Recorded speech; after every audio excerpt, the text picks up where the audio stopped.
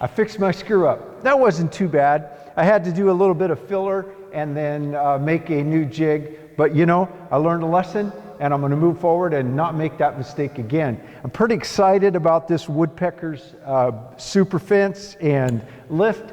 I think it's going to take my routing to the next level. It's going to give me a level of precision when I need it. Of course, I'll continue to use my shop-built fence, and when I get the second Milwaukee motor, I'll be able to set up 2 stations and even be more productive. Hey, thanks for dropping into the Smart Wood Shop. Have a great day.